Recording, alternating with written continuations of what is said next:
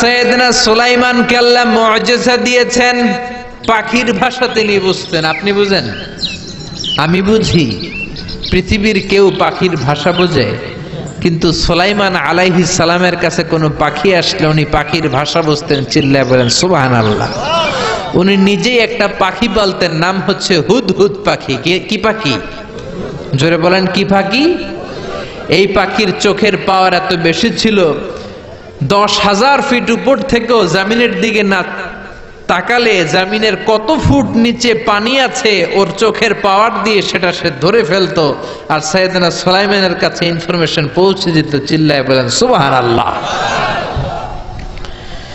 এজন্য তিনি কোরআনে বলেন, আল্লাহ কোট করছেন, উল্লিমনা মানতিকাত তায়রি ওয়া উতিনা মিন কুল্লি শাইইন ইন্না হাযা লাহুয়াল ফাদলুল মুবিন। উল্লিমনা মানতিকাত তায়র, আমি নবী সুলাইমানকে আল্লাহ পাখির ভাষা শিখিয়েছেন। এভাবে এক এক নবীকে এক এক মুআজিজা দিয়েছে কে? এরপরে দুনিয়াতে যত নবী এসেছিল সবাই মানুষ ছিল। কি ছিল? সবাই কি ছিল? সব নবীরা মানুষ ছিল। আকীদা খালেস করে নেন, সব নবীরা ছিল মানুষ, কারণ মানুষের মর্যাদাই বেশি। সব নবীকে আল্লাহ মাটি থেকে তৈরি করেছেন, কারণ সব নবীরা ছিল মানুষ। আর মানুষ কিসের তৈরি? তবে নবীরা সাধারণ মানুষ নয়, তারা অসাধারণ মানুষ। নবীরা মানব, তবে যেন তেন মানব নয়, তারা মহামানব। তাদের সাথে পৃথিবীর কোন মানবের তুলনা হতে পারে না। চিল্লায় বলেন ঠিক কি না? সাইয়েদনা আদমকে আল্লাহ মাটি থেকে বানালেন। রব্বুল আলামিন সব নবীকে মুআজিজা দিয়েছেন। কি দিয়েছেন? এক এক নবীর এক এক মুআজিজা আছে না নাই? মুআজিজা মানে মিরাকেল, মুআজিজা মানে আশ্চর্যজনক বিষয়, যেটা আল্লাহ নবীকে দিয়ে থাকেন টু প্রুভ হিজ প্রফেসি, তার নবুয়তির প্রমাণের জন্য। চিল্লায় বলেন ঠিক কিনা? মিরাকেল অলৌকিক বিষয়, চাইলেই যেটা আমরা দেখাতে পারি না। এক এক নবীকে এক এক মুআজিজা দিয়েছে কে? সাইয়েদনা ইসমাঈল আলাইহিস সালামের মুআজিজা হচ্ছে ওনার পায়ের ধাক্কায় জমজম কুয়ার পানি বের হয়েছে। চিল্লায় বলেন ঠিক কিনা? এজন্য যারা প্রতি বছর হজ করতে যায় জমজমের পানি খায়।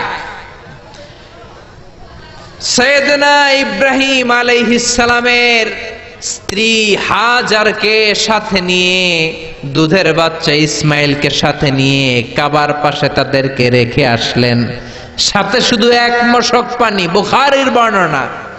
2 দিন পরে পানিও শেষ। দুধের বাচ্চা ইসমাইল কাঁদে, খাওয়ার জন্য পানি নাই। হাজরার বুকের মধ্যেও দুধ নাই। দুধ না থাকলে বাচ্চা ইসমাইল খাবে কি? হাজরা ডান দিকে যায়, পানির খোঁজে পানি নাই। বাম দিকে যায়, পানির খোঁজে পানি নাই। এদিক সেদিক দৌড়া দৌড়ি করে, সাফা মারওয়ায় দৌড়া দৌড়ি করে, পানি নাই। হঠাৎ করে সাইয়েদনা ইসমাইলের পায়ের সামনে এসে দেখে পায়ের ধাক্কায় পানি বের হতে শুরু করেছে। এটাই হচ্ছে জমজমের পানি। কিসের পানি? সেই পায়ের ধাক্কায় যখন জমজমের পানি বের হয়েছে, আজ পর্যন্ত সেখানে জমজমের পানি আছে না নাই? হজ উমরা করতে গেলে মানুষ পেট ভরে খায়। বিশ্বনবী এটাকে বলেছেন ইন্নাহা মুবারাকা, এটা বরকতময় পানি। ইন্নাহা তুআমু তুমিন ওয়া শিফাউ সুকমিন, নিশ্চয়ই এর মধ্যে বরকত আছে, এর মধ্যে ফুড সাপ্লিমেন্টারি আছে। পৃথিবীর কোন পানির সাথে জমজমের এই পানির কোনো মিল নেই। চিল্লায় বলেন ঠিক কিনা? পৃথিবীর অন্য এলাকার পানি খেলে শুধু তৃষ্ণা যায়, আর জমজমের পানি খেলে তৃষ্ণাও যায়, ক্ষুধাও যায়। ঠিক কিনা? এটার মধ্যে ফুড সাপ্লিমেন্টারি আছে। সাইয়েদনা ইসমাইলের পায়ের ধাক্কায় এই পানি বের হয়েছে। বিশ্বনবী যখন মেরাজে যাবেন, বিশ্বনবীকে উম্মে হানির ঘর থেকে উঠিয়ে সাইয়েদনা জিব্রাইল হাতিমে কাবার মধ্যে বসিয়ে দিলেন। তারপরে বিশ্বনবীর গলা থেকে নাভি পর্যন্ত ছিঁড়ে ফেললেন।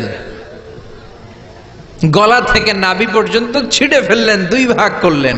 এটা বলে ওপেন হার্ট সার্জারি। কি বলে? আরবিতে বলে শাক্কুস সাদার।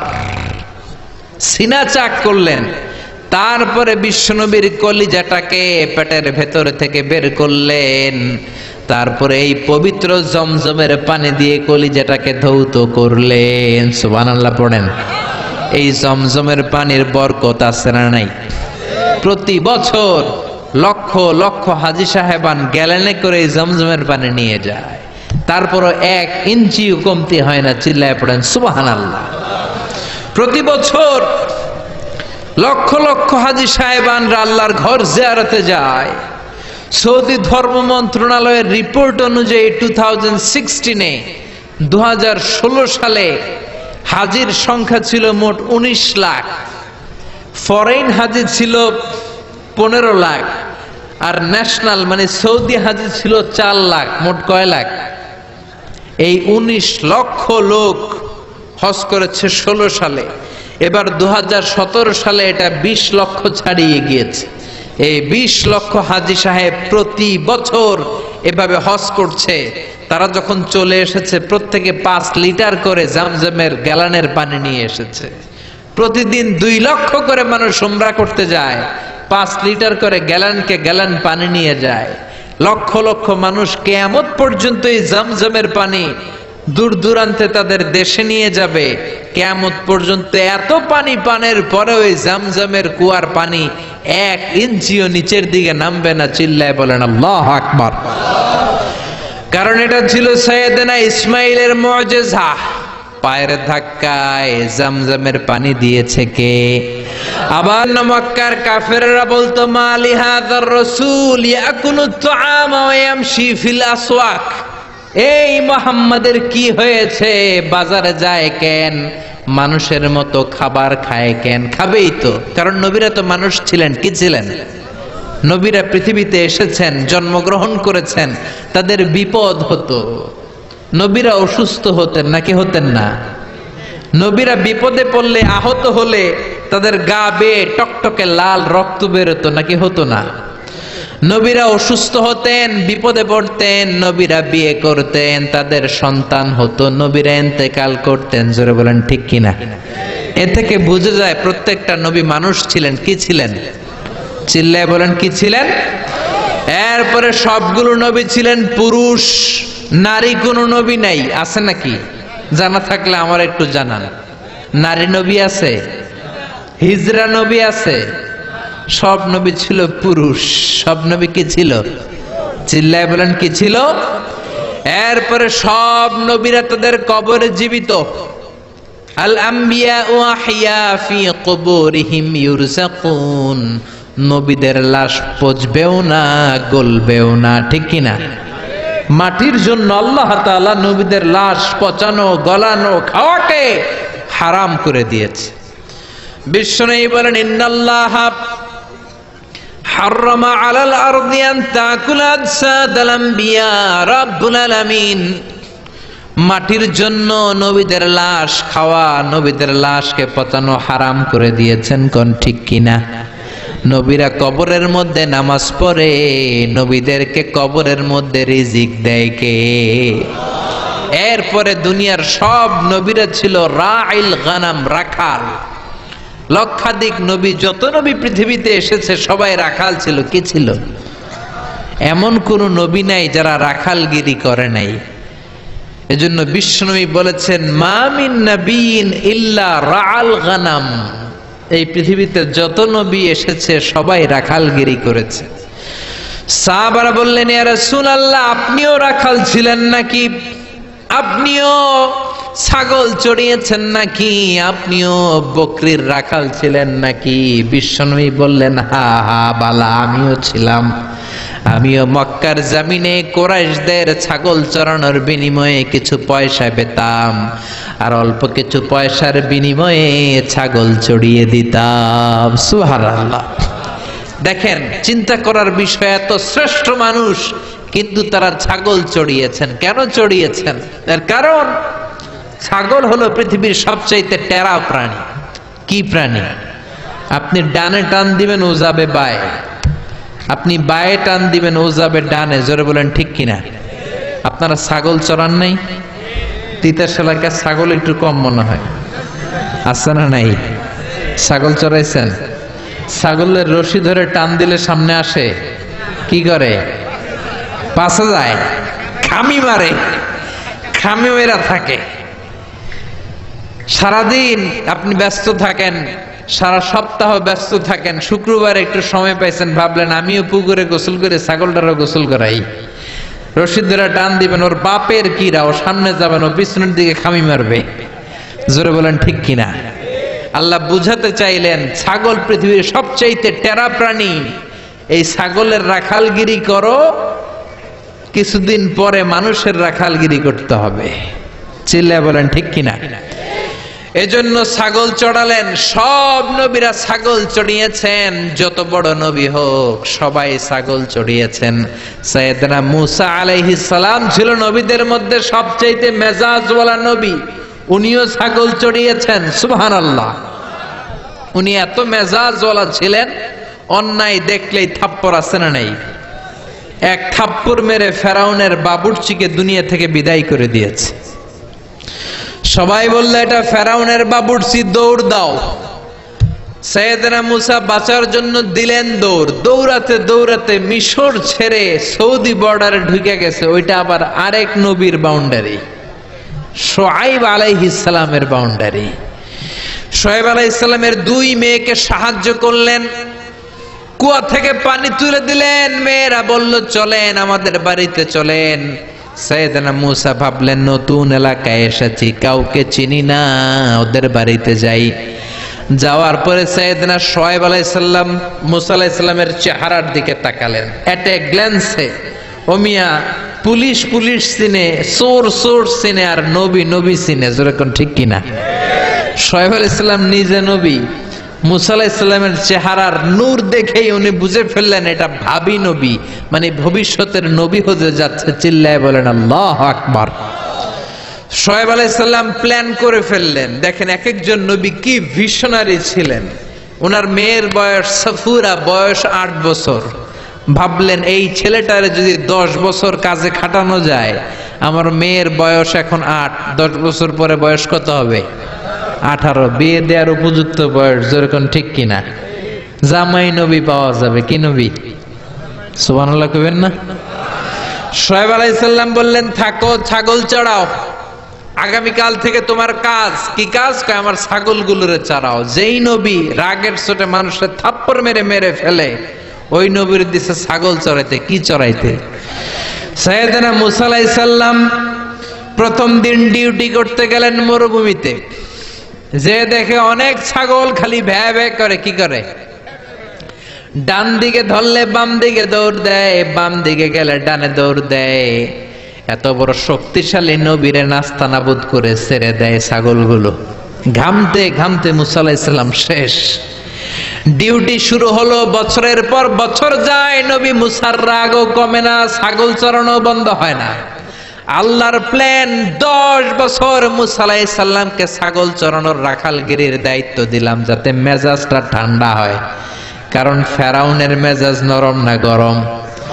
ফেরাউনও গরম, মুসাও যদি গরম হয়, মারামারি আছে না নাই? এজন্য আল্লাহ বললেন ফাকুলা লাহু কাওলান লাইনান লাআল্লাহু ইয়াতাযাক্কারু আও ইয়াখশা। ও মুসা, তুমি আর তোমার ভাই হারুন আর তুমি দুইজনে মিলে ফেরাউনের কাছে যাও। তোমার মেজাজটা দিয়েছি গরম, কিন্তু জিহ্বা দিয়েছি নরম। নরম নরম জিহ্বা দিয়ে নরম ভাষায় দাওয়াত দাও। সুবহানাল্লাহ। এজন্য রব্বুল আলামিন চাইলেন ছাগল চড়াক। ছাগল চড়াতে চড়াতে মেজাজটা কিছুটা নরম হবে। যেরকম ঠিক কিনা? সাইয়েদনা মুসা আলাইহিস সালাম ছাগল চড়াতে লাগলেন। ডানে গেলেন, বায়ে যায়, বায়ে ধরলে ডানে যায়, খোয়ারের মধ্যে ঢুকানো যায় না।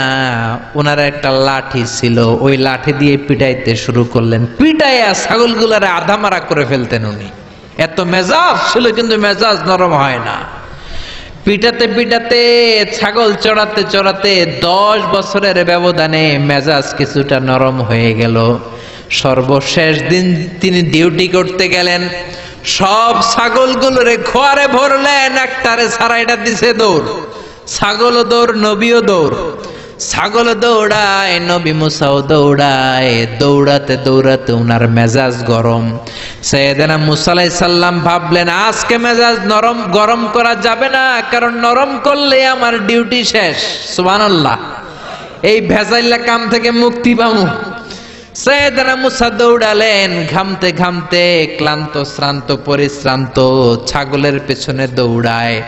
অনেক দূর যাওয়ার পরে ছাগলটারে খপ করে ধরেছে। এবার মনে খুব ইচ্ছা জাগতেছে মাথার উপর থেকে ধবাস করে এক আছাড় মারবে, কিন্তু আছাড় মারলে ডিউটির টাইম আরো বেড়ে যাবে। যেরকম ঠিক কিনা? সাইয়েদনা মুসা রাগের চোটে কি আর করবেন, ছাগলের দুই পা ধরে ঘাড়ের মধ্যে নিলেন। ছোট্ট বাচ্চারা ছাগলগুলোর এইভাবে নেয় না, ঘাড়ের মধ্যে নিয়ে শান্ত বালকের মতো সাইয়েদনা শুআয়ব আলাইহিস সালামের কাছে ফিরে আসলেন। চিল্লায় বলেন আল্লাহু আকবার। এজন্য সব নবী ছিল রাইল গানাম, ছাগল চড়াতেন। এই দুনিয়ার এমন কোন নবী নাই যেই নবীরে দিয়ে আল্লাহ ছাগল চড়ায় নাই, কারণ ছাগল সবচেয়ে টেরা জাতি। আবার মানুষের মধ্যেও কিছু টেরা মানুষ আছে না নাই? সোজাটা বোঝে না, বাঁকাটা, ভালোটা বুঝে না, মন্দটা, হকের কথা বলে না, শয়তানের দিকে দৌড়ায়, এরকম আছে না নাই?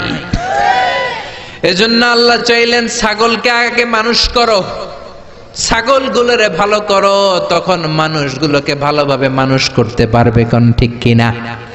মানুষ এমন প্রাণী, তাকে মানুষ বানাতে হয়। কুকুরের পেট থেকে বেরোলে ওটার নাম কি? মুরগির পেট থেকে বেরোলে ওটার নাম কি? ছাগলের পেট থেকে বের হইলে ওটা ছাগল হয়, কিন্তু মানুষের পেট থেকে বের হলেই ওইটা মানুষ হয় না, ওটার মানুষ বানাইতে হয়। ঠিক কিনা? যারা বলেন ঠিক কিনা? এই দুনিয়া এখন তো সেই দুনিয়া নাই, মানুষ নামের মানুষ আছে, দুনিয়া বোঝায়, সেই মানুষের ভিড়ে আমার আসল মানুষ নাই। চিল্লায় বলেন ঠিক কিনা? আসল মানুষের বড় অভাব। অন্যায় হয়, অপরাধ হয়, কিচ্ছু বলে না, এরকম আছে না নাই? আপনার মেয়ের বয়সী একটা মেয়েকে ধরে কিছু বকাটা ছেলে টিজ করে, ডিস্টার্ব করে, টিজ করে, জ্বালা যন্ত্রণা করে, কেউ কিছু বলে না, হেঁটে চলে যায়, আছে না নাই? আপনি ওখানে দাঁড়ান, আপনি বকাটে ছেলেগুলোরে ধমক দেন, আপনারা পাঁচজন দাঁড়ালেই বকাটে ছেলেগুলো পালিয়ে যাবে। চিল্লায় বলেন ঠিক কিনা? সেই তো মানুষ যে অন্য মানুষের বিপদে এগিয়ে আসে। চিল্লায় বলেন ঠিক কিনা? এজন্য সে আসল মানুষ নাই, আসল মানুষের বড় দরকার। অন্যায় দেখলে থামিয়ে দেন, অন্যায় দেখলে এক হয়ে যান, অন্যায়কে থামিয়ে দেন। অনেক আগে খবর দেখতে যে টেলিভিশনে একটা অ্যাড দেখেছিলাম, সেখানে ওরা বলছে বুঝলাম আমরা একা, কিন্তু সবাই মিলে কি একা? বুঝলাম আমরা একা, কিন্তু সবাই মিলে কি একা? সবাই যখন একসাথে হয়ে যাবেন তখন একটা শক্তি আছে না নাই? এজন্য রাস্তাঘাটে অন্যায় দেখলে প্রতিবাদ করেন।